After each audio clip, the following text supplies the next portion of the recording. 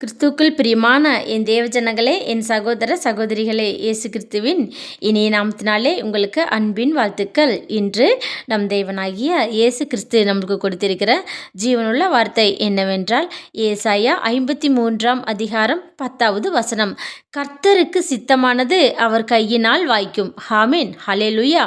பிரியமானவர்களே, இன்றைக்கி அப்பா உங்களை பார்த்தாங்க சொல்கிறாங்க, கர்த்தருக்கு எது சித்தமோ நிச்சயமாக அது நடக்கும்.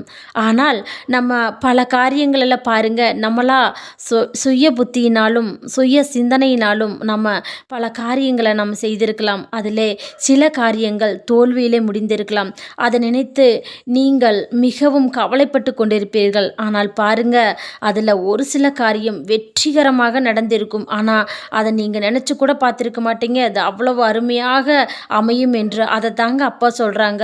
அவருக்கு சித்தமான காரியம் நிச்சயமாக நம்மளுக்கு நன்மையானதாகவே இருக்கும். அதனால் நீங்கள் எதை குறித்தும் கவலையே படாதீங்க. அப்பா பாருங்க, நன்மையான காரியத்தை அவர் சித்தத்தினால் எல்லாத்தையும் நம்மளுக்கு செய்து கொடுப்பாருங்க.